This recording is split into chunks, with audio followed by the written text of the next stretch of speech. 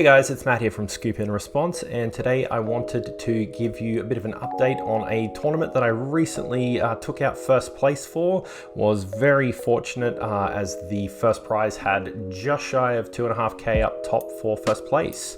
I was playing Temur Rhinos after a whole bunch of, I guess, deliberation and consideration. So I just thought I'd make this video, give you a bit of a breakdown about how the event went and the tournament report overall. I guess the first thing though is I will go over the event itself. So it was a 12-week multi-store league that we played. We had just over 170 players in total play from about, I think it was about 7 stores overall in the end. We had 44 players in the final, and that was sort of built around all of the people from each store that qualified in the top 8 and a few wild cards. And it was hosted at Epic Games store in Ipswich, which is a pretty new LGS for us in Queensland, but it's absolutely enormous and a really great place to play. So the tournament itself was called Queensland Modern Masters League, and the finals were what was actually on just this weekend that I was fortunate to take out the first place with. So the first place was, $1,000 cash. It was one Guru Island, which is a extremely expensive basic island, but really beautiful art and very, very rare card. The tournament was sponsored by Ultimate Guard and MTG Mate. Ultimate Guard just had so much in the way of prizes for everyone, so I walked away with a huge bunch of sweet merch, as well as a trophy and a whole bunch of other sort of bits and pieces. You know, deck boxes, sleeves, everything like that. Second prize was $500 cash and another very large Ultimate Guard pack, a whole bunch of league merch and everything like that as well. And as we got into third, fourth, and fifth to eighth, it was store credit by MTG Mate, which is an absolutely insanely good Australian singles store. If you haven't checked them out and you live in Australia, definitely hit them up. They've got an amazing range of cards, as well as some more Ultimate Guard stuff that was given to all of the guys from third to eighth as well. So that's pretty much the explanation of the tournament structure. So there was a lot of work that went into it overall, but I really struggled in picking a deck to actually play for the main event. I feel like the results that I've been getting over the last 3 months or so, they haven't been bad.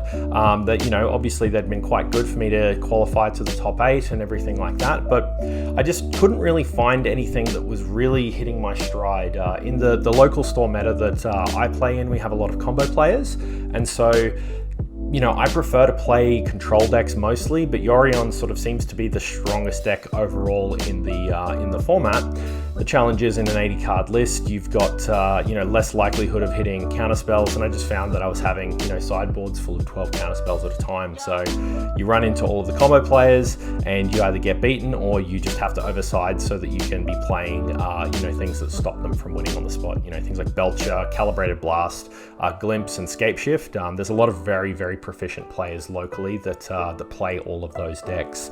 So I was flicking between Temur Rhinos, Azorius, and Bant Control. I guess you can pretty much put them in the same sort of deck, basically just whether it was just straight blue-white, both Yorion and non-Yorion, or if it was Bant, but realistically all Bant was playing was the Abundant Growths and the Icefang Coddle, so not really that much different to your blue-white. We were playing Jeskai Control, so that was quite a bit different. You had a lot of choices between Ragavans and Chalices. I really liked that. Bring to Light Yorion, I guess just another sort of Yorion deck, winning with Scapeshift. You sort of got a bit of a game plan that's different to most. And I played quite a bit of Assault Loam as well. I love Slowgurk, so I was really enjoying that list. But as you can see, there's, I guess, a pretty large breadth of decks to play, and I was really struggling all the way to the night of the tournament. I got up at 2 a.m. and I was like, okay, I'm going to build blue-white control. I just want to be able to beat all of the combo players in the room, and I want to have fair matchups versus a lot of other matches, and I'm just going to try and avoid Yorion value piles that are going to sort of just go over the top of me and I won't be able to keep up pace with. But At that time at 2 a.m, I had a message from a mate, and he made some last minute suggestions to my list. And yeah, they were actually really good suggestions. I ended up taking out a couple of cards, and I'll run into that when I go over my deck list just now. But yeah, it sort of stopped me. It talked me off the ledge, so to speak, to basically go and rebuild the deck. And yeah, we sort of settled on Temur Rhinos.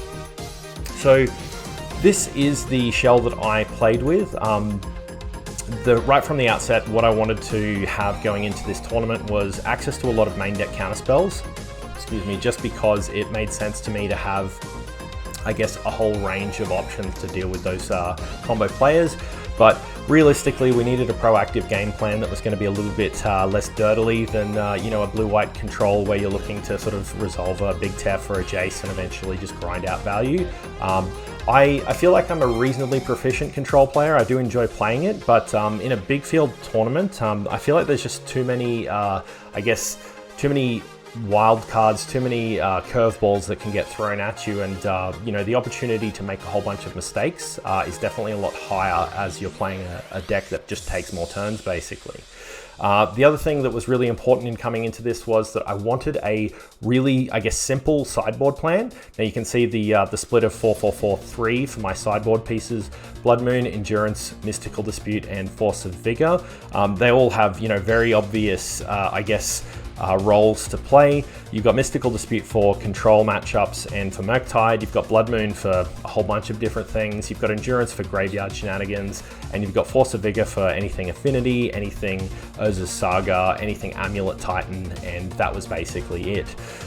The charms, the 3 Archmage's charms in the main deck, those were the 3 cards that came in at the last minute. I took out the 3 Bone Crusher Giants that I had in the main board.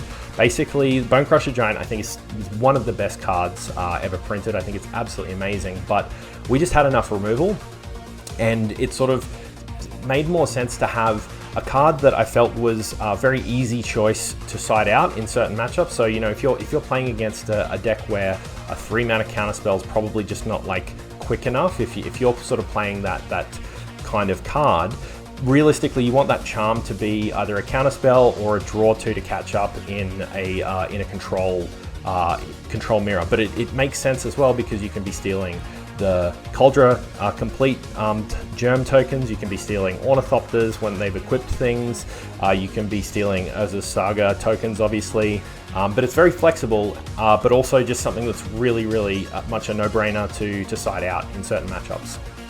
Obviously, we've got the 4 Violent Outburst and the Crashing Footfalls and the Shardless Agents.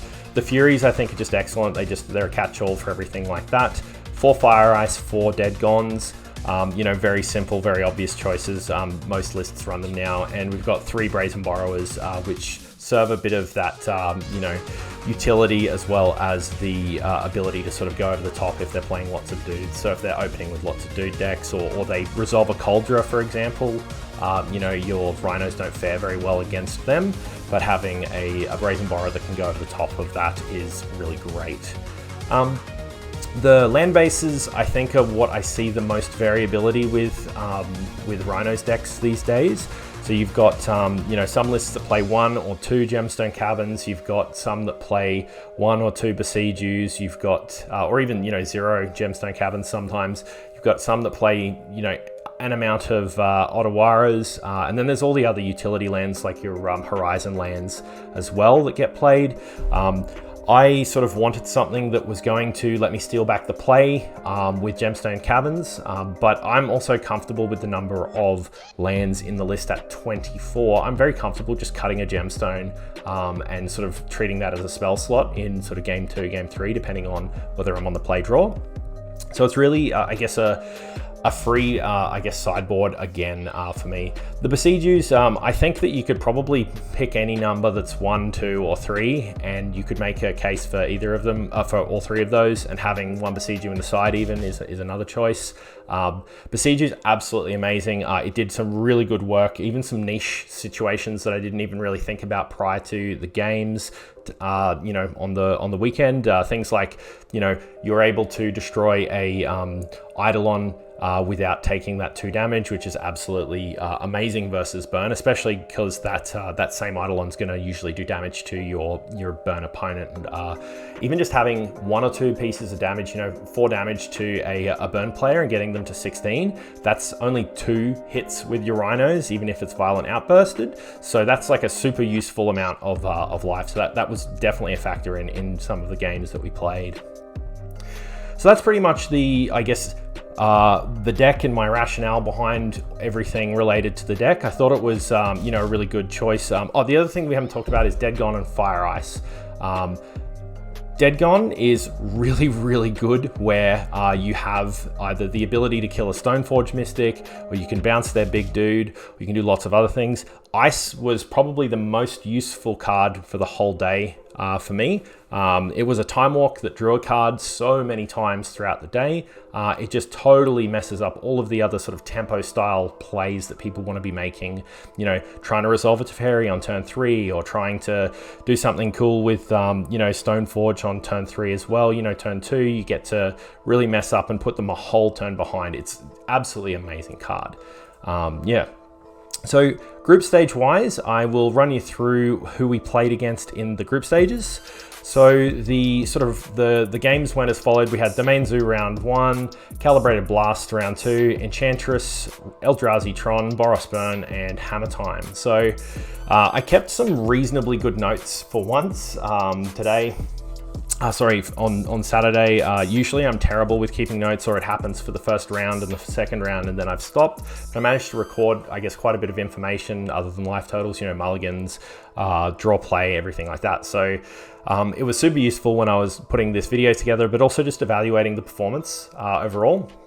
You know what, there's actually one thing that I'll probably say as well before we go into this. A lot of lists are running a split of Blood Moon and Magus of the Moon, mostly because I guess Besiege You and you know, being able to deal with Blood Moon through Besiege You.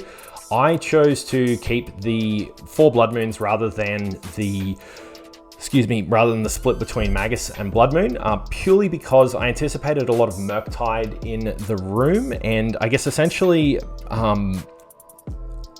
I don't really have a lot of targets that are going to eat Unholy Heats and Lightning Bolts, and I just didn't want to give them any opportunities to actually be able to get any value off those Unholy Heats and Lightning Bolts. So that's basically what we were looking at, and that's why I made that choice. But yeah, so back to the games. Round 1 we played Domain Zoo. We were on the play for that.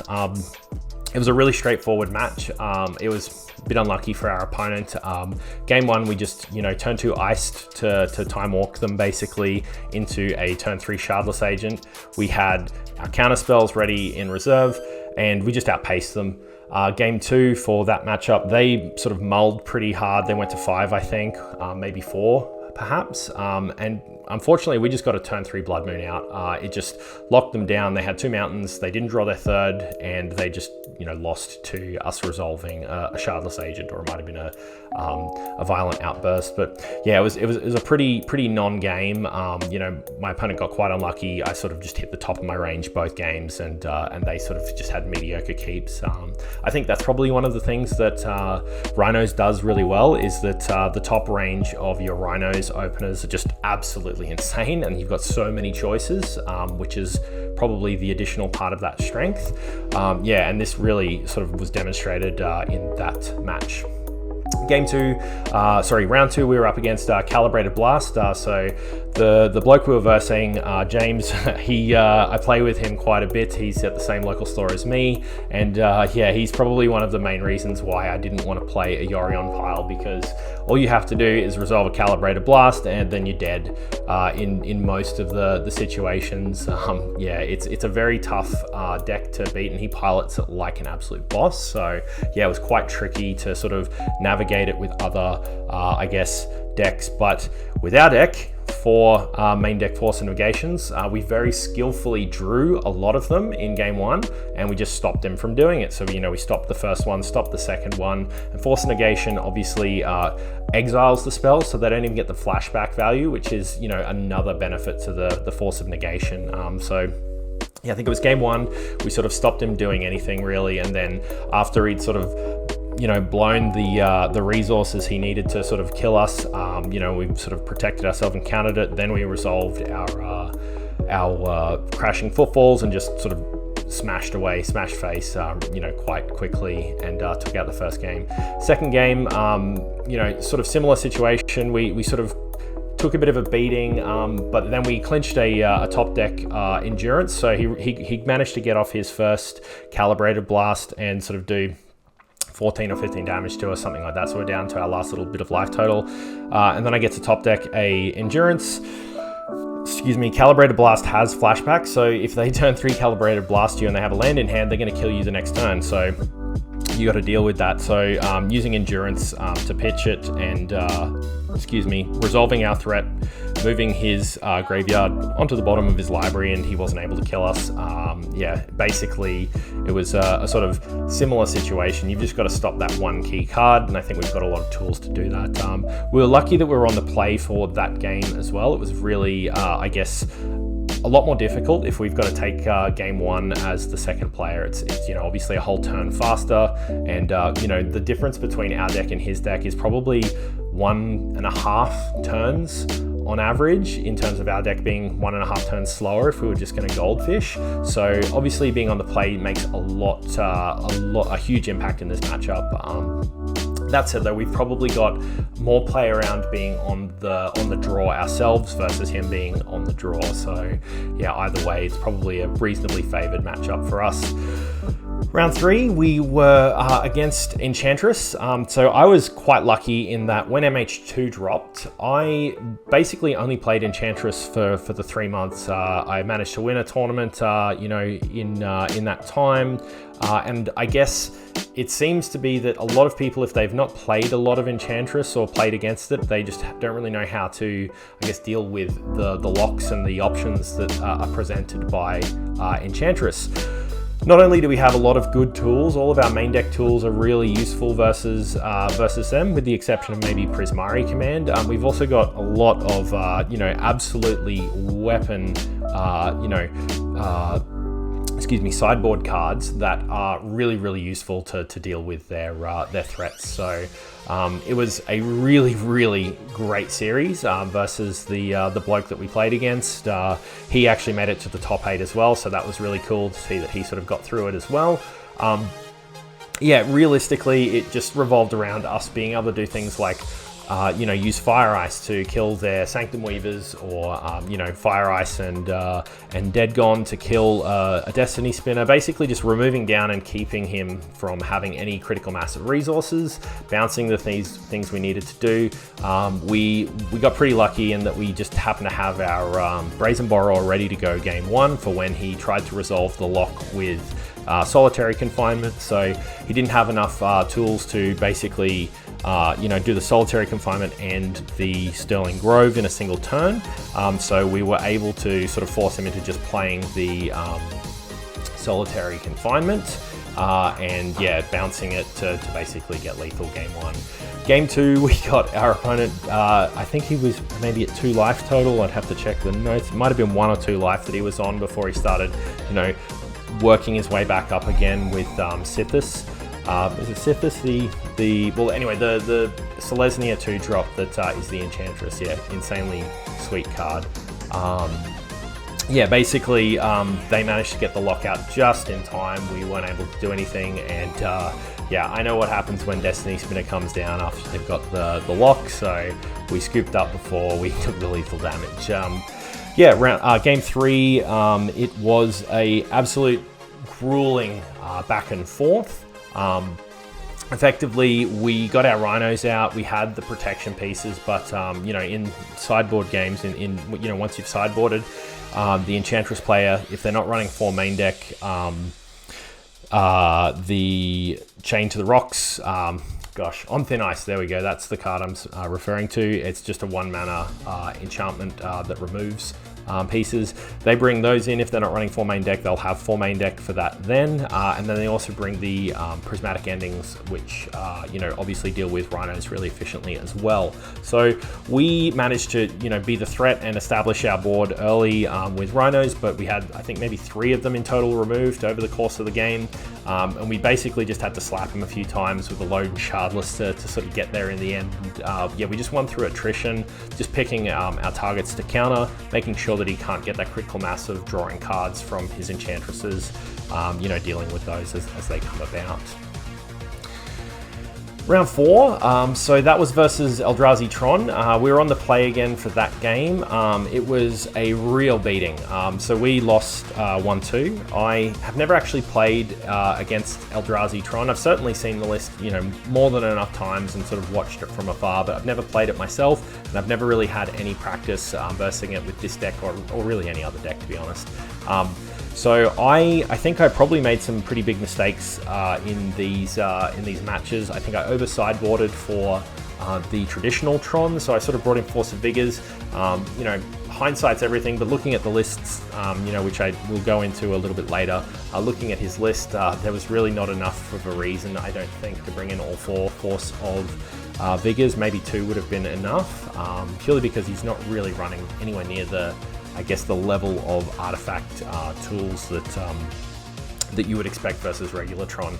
The other thing that was really interesting that I sort of learnt through the match was that Force of Negation really only has a couple of targets. You've got your Khans, you've got your Ugins, but realistically there's nothing else.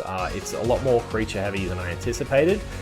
So I definitely think that there was a lot of lessons learnt from that match. The highlight of the match was probably me trying to do a big brain play where I was in a Blood Moon lock with our opponent unable to cast any of his Eldrazi. He had no wastes, so he wasn't even able to cast them through the Blood Moon. So that was really interesting.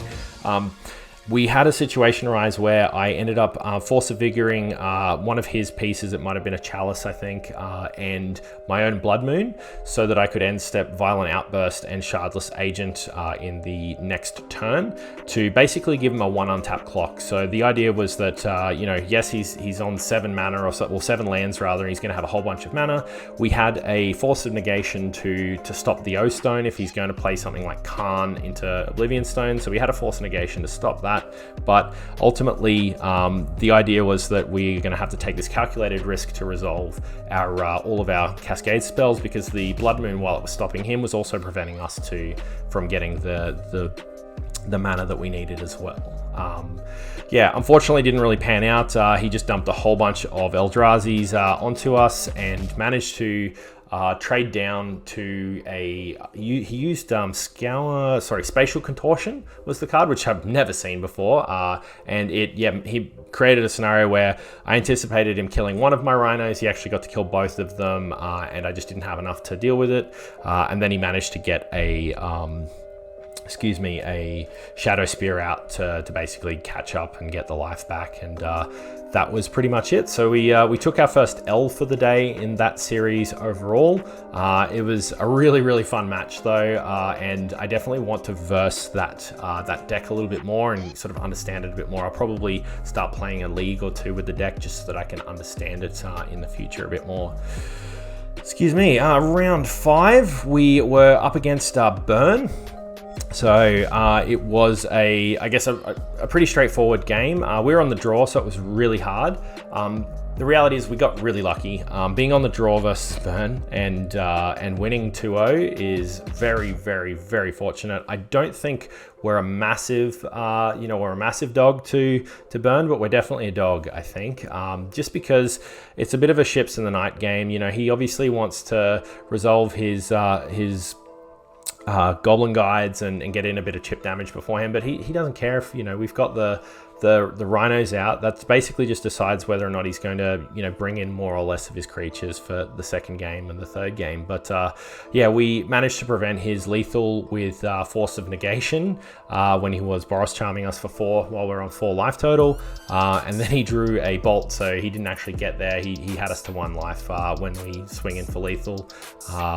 Yeah, it was a very fun game 1. Game 2, we had a bit more play around, so we managed to maintain a bit of a healthy life total, and I really wanted to prioritize finding gemstone caverns versus our opponent. So we got a bit lucky, and I think we got a turn, maybe turn 2, or it might have been a turn 3 with an icing his land. It was one of those 2 scenarios anyway, where we prevented him from dealing 3 damage to us by icing down his one of his lands, and yeah, effectively we just got our blockers out, and he had a very creature heavy hand, so it's a bit unfortunate to our opponent, but it was a very I guess close series despite it being a 2-0 win for myself overall.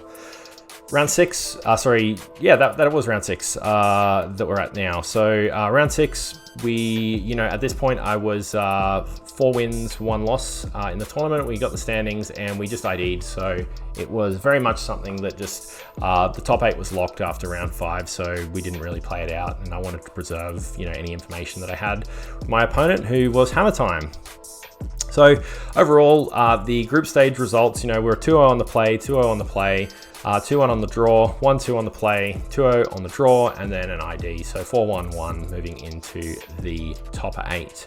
So I think I finished 4th in the group stages into the top 8, where we had Enchantress, Boros Bender, Eldrazi Tron, myself on Temur Rhinos, Amulet Titan, Rakdos Aggro, Hammer Time, and Gruul Ponza. So as I mentioned, it was a multi-store, I guess, league and tournament. So I was really excited to see that we actually had 3 players representing our store in the top 8. So we had myself on the Temur Rhinos, we had Vaughn on Rakdos Aggro, and I think it was Dylan on Ponza.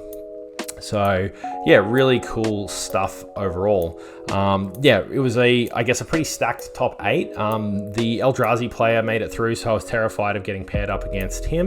But yeah, I guess the next thing I wanted to do, because our judges were so wonderful in giving us all of the deck lists after the event, and you know, I thought it would be a disservice if I didn't actually show you the all of these, I guess, deck lists for the breakdown in a bit of detail. Yeah, it makes sense to sort of have a look through them all. So I'm going to go through them in alphabetical order. We've got a Amulet Titan, so you know, it's a very standard Amulet Titan list.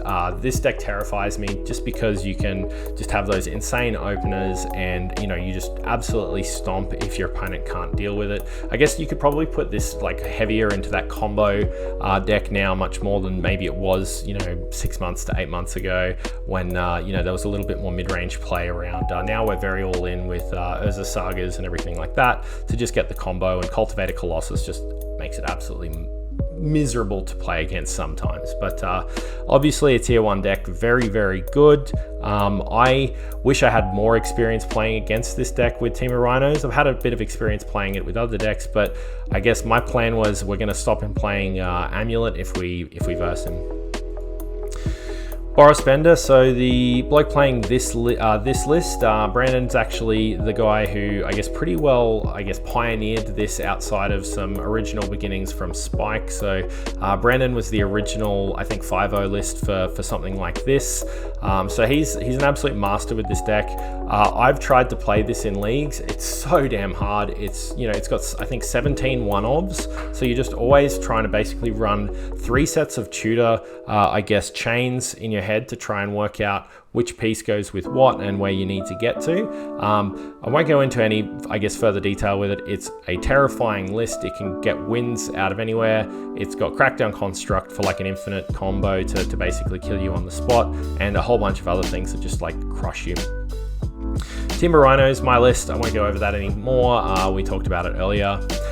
e-tron. So I guess, yeah, looking at this list now, it made me see just how terrible my sideboarding plan was versus his list. You know, there wasn't even I guess a big Khan, which is what I was anticipating as well. So yeah, it was a pretty straightforward match for our opponent. He just beat face with us, and yeah, we couldn't really do a lot to stop him. He definitely outplayed us more than anything, and yeah, sort of excited to see I guess how I can improve that matchup in the future with some more practice. Enchantress, I think largely this list has unchanged since the release of MH2, with the exceptions of the Restoration of Aganjo and Hallowed Haunting. I think both of these cards are absolutely sweet. The Restoration of Aganjo is a sleeper. I think it's just so good in multiple formats. It can do everything. You know, it can even cheat a Thassa's Oracle into play if you're playing that kind of list, which is absolutely terrifying if you're playing in a combo format. Besiege You, obviously a new piece as well. Really, really, really good. I personally wonder now if the list itself needs to start moving into a Ren and 6, I guess, space, because you've got a lot of Dirtle, and Ren and 6 is the king of Dirtling, you know, getting back Besiege Yous or Otawaras, or, you know, even the Aganjo land, all of those cards are just really good, and they definitely help you, I guess, attack on another angle when maybe you're, you know, you might be playing a control deck or something like that versus a control deck, and you're unable to sort of resolve the threats the way the matchup with Temur Rhinos happens. You know, I think maybe having access to Ren and 6 might be useful in the future for this kind of deck, but I couldn't fault this list. I think it's like absolutely perfect. You've got your toolbox choices, you've got the critical mass and the lock, you know, you've got your 8 enchantresses, and yeah, you just take people off guard all the time with this deck. They just don't know what's happening, and all of a sudden turn 3 happens and you've drawn 6 cards. Blue-White Hammer Time. So this is I guess, it's sort of a bit of a blow now between Affinity and Hammer Time. It's sort of hard to sort of say which one's which. This is obviously much deeper into the Hammer Time, I guess, space, but effectively, you know, it's a really scary matchup for my deck, just because you don't know what angles they're going to be coming from based on their hand texture. You've always got to be thinking about what their hand texture is, and you often have to take like a choice of, well, if they're going to have this, I'm going to lose, so I'm not going to play around that particular hand texture. I'm going to play around the hand texture that I can beat, and yeah, it's really difficult to sort of know what's going to happen with yeah, with this deck. So very, very scary deck to come up against for mine. So we've got Ponza. I would say I've probably played about 300 or 400 games of Ponza. We didn't actually get to verse each other today, but we have fought each other quite a lot through the league overall. I love Ponza decks. I think this is absolutely sweet. I really, really enjoy playing Blood Moon. It's one of my favorite cards. Temur Rhinos, it's weird for me because of the fact that it's a Blood Moon deck. But yeah, I wasn't scared at all with, you know, what, I guess, you know, running into this, purely because I am a Blood Moon deck myself, so I have a non-greedy mana base, but also it almost feels like I'm playing with my opponent's hand face up, the amount of reps I've had with this deck, so I was just not worried at all about this, but I was stoked to see that he got through to the top 8, so yeah. The last deck of the top 8 was Vaughn using his Rakdos Aggro, or maybe it's Rakdos Evoke. I'm not sure how you want to, I guess, label it for this one, but this deck is really sweet. I think it's really interesting given the changes with, you know, Lurrus being banned and everything like that now, because this deck just can brick other decks so often. You know, you have so many ways to just get insane value with all of the copies of Malakir Rebirth and Grief and Undying Evil, just to basically strip the hand of all of their important things. We didn't get to play on the day, but I think we probably played against each other quite a number of times throughout the league as well, so I was somewhat prepared for this matchup, but it can definitely just, you know, with their top opener, with their perfect 7, it almost never loses. If they keep their perfect 7, you're pretty much getting crushed almost 100% of the time. So yeah, really tricky overall. So that's the top 8 results. We had those 8 decks. What I'll do now is I'll run through the quarterfinals, semifinals, grand finals, and everything like that with the decks, and we'll talk about the matchups in a bit of detail. So game one, we got pumped in short. Our opponents managed to find about maybe 7 or 8 or at least 16 Colossus hammers, and it snowballed out and just absolutely stomped us. Our Rhinos were pretty well just, they were chump blockers, so that's how they ended their life. Yeah, so we got really crushed game one. Game two, it was a bit of a battle, but you know, we took the role of the control deck. Our matchup post board is a lot better because we've got those Forces of Vigors, we've got Blood Moons that can deal with Urza Sagas. Yeah, it was a lot better. We still had a very, I guess, grindy game. Thankfully, we just had a solid density of answers and was able to, yeah, really resolve the threat that we needed to with our crashing footfalls, and then just protect them and sort of beat them before they could recover from our 2-for-1s and you know, the tempo. Game three was a bit anticlimactic. We had a really big battle, you know, game two. Game three was a bit unfortunate. We just had the nuts. We played a turn 3 Blood Moon, which got rid of their Urza Saga before they could, you know, make a token. Excuse me. Before they could make a token, and yeah, they basically just didn't draw a 4th land, or you know, the 3rd land to do stuff. So they had 2 mountains. We had perfect mana as well, so we had, you know, 2 basics so that we could cast all of our spells. And yeah, we just cleaned them up in game 3. It was a bit unfortunate after what was like really good games, game 1 and 2 overall. Yeah, so the semi-finals versus Boris Fiddlebender, we had the absolute nuts for our opening hand in game 1. We used Ice as a Time Walk on turn 2, and then we resolved our Shardless on turn 3. And then, you know, they resolved the Stoneforge on their turn 3, and then we just killed it and then just hit them twice with our Rhinos, and we got there. So it was pretty much a non-game. And then the exact opposite happened to us in game 2. So they fired on all cylinders. You know, we just couldn't really do anything. We just couldn't find the right texture of cards to deal with everything that was happening from them. So they, you know, resolving Stoneforges, getting Cauldrons into play, and just able to beat face, you know, through everything. I think we had our first. Yeah, we had our first Cascade spell with Spell Pierce for Crashing Footfalls, and then, yeah, basically the second one just didn't do enough. The I guess, power of the deck just overcame us.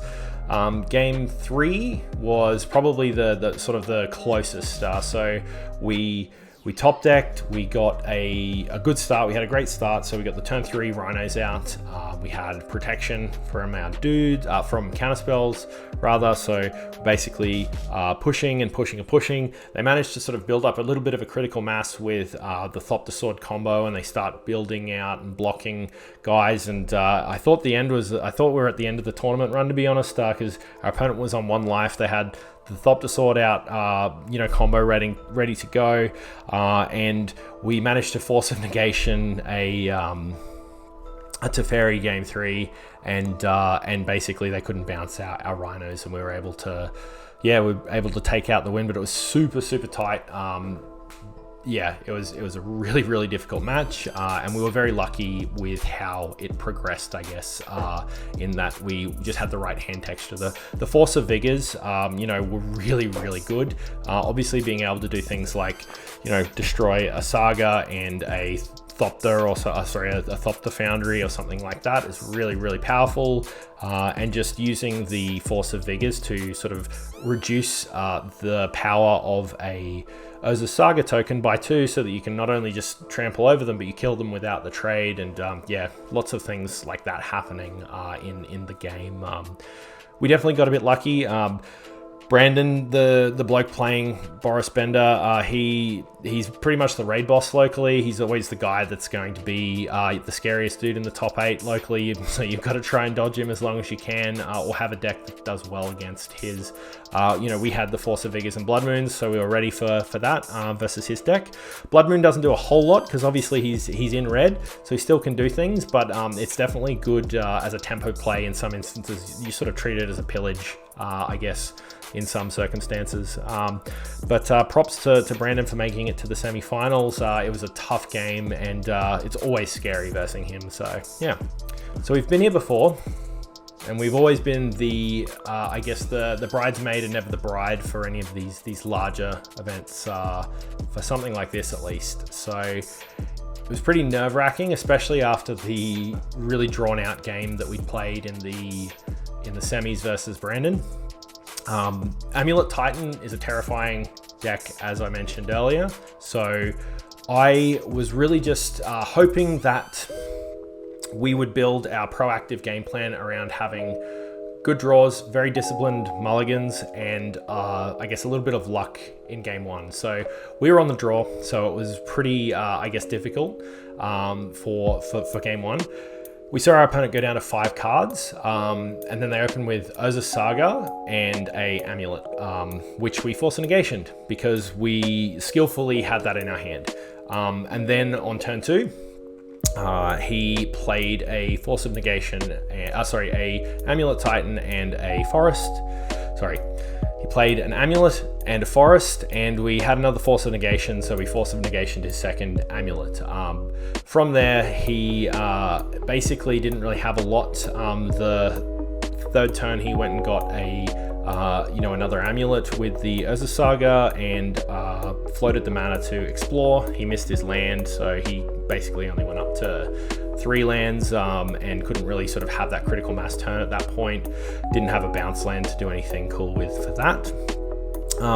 We made our first monstrous misplay for the tournament. Of course, it happens in the grand final where we missed our suspend trigger. So he got an extra turn because I think it might have been turn 4 or turn 5 where it was effectively our rhinos are ticking down because we didn't have any cascaders. We just suspended our crashing footfalls on turn 1. So we're just basically playing it out. I think we had 2 suspended footfalls in game 1, which is pretty interesting. But effectively, we just looked to sort of wait it out with that, given how many counterspells we had in the hand.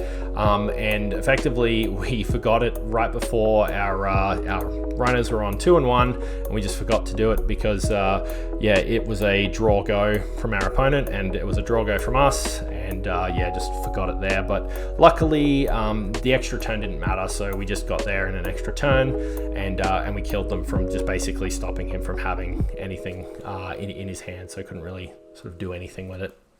So very lucky overall with that.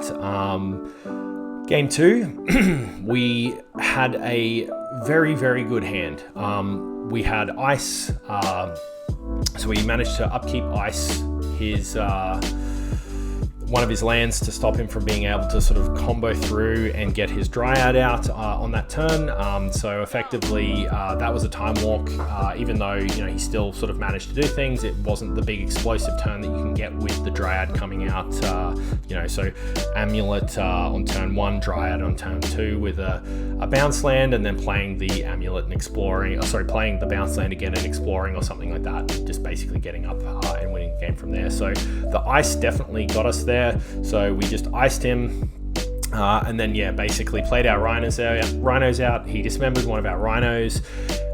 We resolved maybe an additional rhino. So I think we had 3 rhinos total, with him on 11 life, and a Primeval Titan on the field that he managed to get out eventually from a Garen Brig, giving him the 6th mana, so good on him for that. He basically just did the Teleria West trick and put a bounce land and Teleria West into hand, so the next turn he's going to basically just lay the smackdown on us, I guess.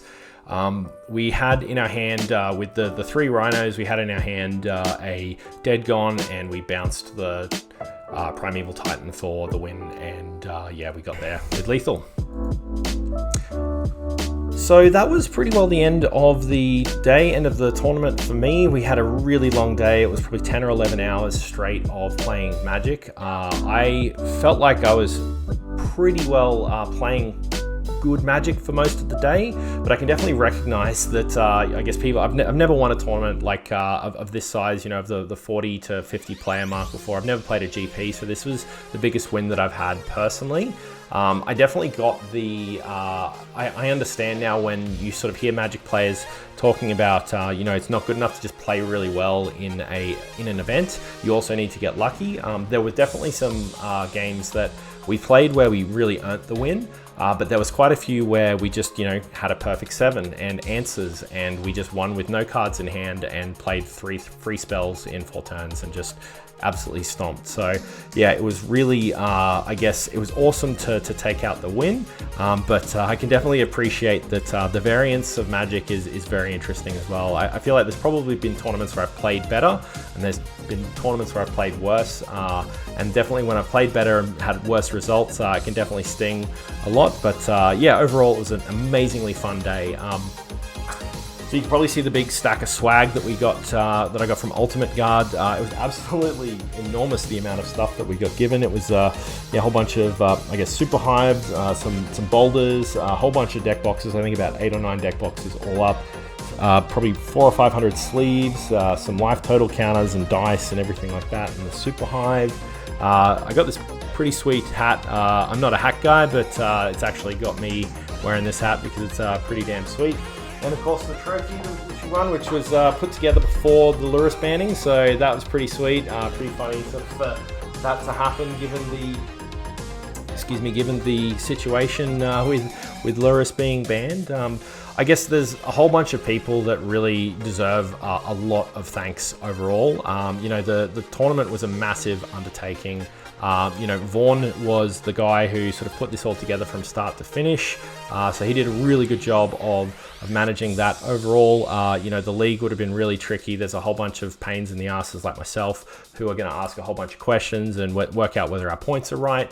You know, really big thanks to the sponsors of this event. I don't think that that it would have been the success it was without the prize support and without the extra, I guess, padding for the prizes. It was definitely a big incentive, including for the side events as well. But yeah, big thanks to MTG Mate. Once again, check out those guys. If you're in Australia, they have an absolutely outstanding range of singles, really good customer support. I'm a very big advocate for them. Big thanks to Ultimate Guard for sponsoring them. Yeah, for just, yeah, even throughout the league, you know, there was always lucky door prizes to be won at all of the league stores. You know, I think I picked up a bunch of deck boxes and sleeves throughout the 3 months playing as well. Yeah, big thanks to Warren and John, the 2 tournament directors, the 2 head judges for judging the event. They were super helpful, always super professional. It's really great, I guess, playing and sort of having those guys on side, because they're just really good at I guess staying on top of an event, making sure it runs quickly. And yeah, big thanks to the venue as well. Epic is a really sweet venue. I could see this becoming a multi-day type event in the future.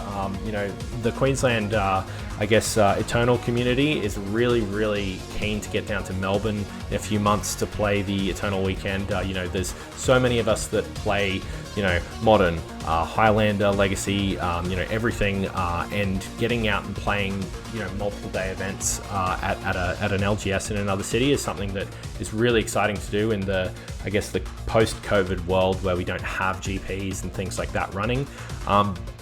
Yeah, it's something that I think Epic could definitely step up and do a multi-day event. They've got the space, great food, and everything, like infrastructure-wise, is really set up to go. You could probably have 400 or 500 people playing there if you wanted to. Yeah, it's absolutely amazing venue. So if you're ever in Queensland and you're not from here, I'd say go and check out their weekly events. And I guess finally, big props to all of the guys that constantly put up with me asking them questions on a whole bunch of different formats. So whether it's Modern or Highlander or anything like that, I'm just always hitting up guys like Nick, Brandon, Rick as well, Dougal. You guys always help me, and I feel like I wouldn't have been able to you know, spike a win on a tournament of this scale and get a big W like this if it wasn't for you guys just constantly helping me and yeah, helping me improve as a player myself.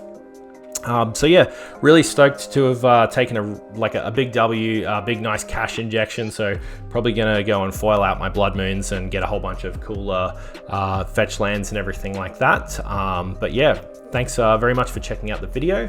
If you liked this, I guess, tournament, you know, write-up and this video so far, I would say definitely give us a follow and a like and a subscribe. It's always appreciated. But as well, sharing it around in the Australian and, you know, the Queensland community as well is really gonna, I guess, give a whole bunch of people who are interested in running big events more optics to see what the interest is. You know, I think the success of this event is largely because of the player bases that weren't based in, you know, Brisbane in particular. You know, the Toowoomba guys, the Gold Coast guys, Fraser Coast guys, they rocked up with big teams as well. And that's sort of the first step towards having a Australia-wide league or an Australia-wide event running where, you know, there's a lot of buy-in from everyone. We don't need necessarily to have, you know, a Wizards, I guess, endorsed or a Wizards supported tournament to have a really good, I guess, scene and a really good independent tournament structure and events like this. So yeah, thanks again for watching, and I'll see you for the next video on the channel. Bye for now.